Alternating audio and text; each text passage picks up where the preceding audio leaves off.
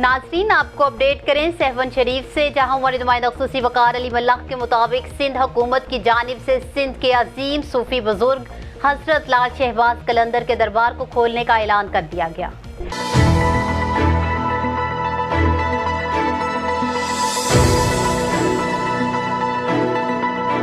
आपको बताएं कि deputy commissioner Jamshoro captain retired Fariduddin Mustafa के ज़ेर सदारत इजलास में हजरत लाल शहबाज कलंदर रहमतुल्लाह अलैह के दरबार को आम ज़ायरीन के लिए SOPs के तहत खोलने का फैसला किया गया। औकाफ डिपार्टमेंट और दरबार सिक्योरिटी इंचार्ज की जानिब से इंतजामात मुकम्मल। आज हजरत लाल शहबाज कलंदर रहमतुल्लाह अलैह के दरबार को खोल दिया जाएगा।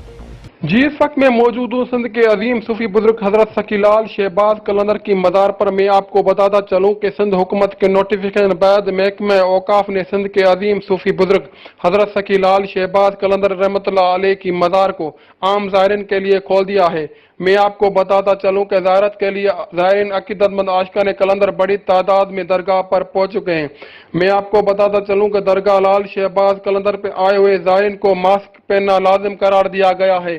मजीद यहाँ पर ज़ायरीन और शहरी मौजूद हैं, उनसे जानते हैं कि वो क्या कहते हैं। खुशी हुई यहाँ पे आकर। हम काफ़ी 2-3 बार यहाँ पे आए, मगर दरगाह शरीफ बंद थी। अभी खुली है, इस लॉकडाउन की वजह से ये दरगाह शरीफ बंद थी। हम दोस्तों के साथ आए, हम जमशोर में यूनिवर्सिटी में स्टडी करते हैं। सो यहाँ पे अब आए, बहुत खुशी हुई। हमारे फ्रेंड्स भी हमारे साथ हैं, हम बहुत खुश हैं यहाँ पे आकर। काफ़ी हो रहा है यहाँ पे, मास्क के बगैर यहाँ नहीं छोड़ रहे हैं। तकरीबन यहाँ बहुत सिक्योरिटी है।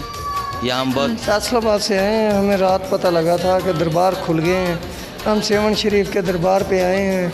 बहुत अच्छा इंतज़ाम इन्होंने किया है, इनकी मेहरबानी, शुक्रिया यार। ये दरगाह बंद नहीं होने चाहिए। बहुत हमें खुशी हुई है। ये सेवन शरीफ अभी जो खुला है, दरगाह खुली है, ज़राई भी बहुत खुश है, दुकानदार भी खुश है। हम लाड़काना से अभी आए हैं। बहुत अच्छा है जो दरगाह शरीफ खुली है। सिक्योरिटी भी अच्छी है, यहाँ मास्क के बगैर अंदर नहीं आने देते, वो भी अच्छा काम कर रहा है सिक्योरिटी।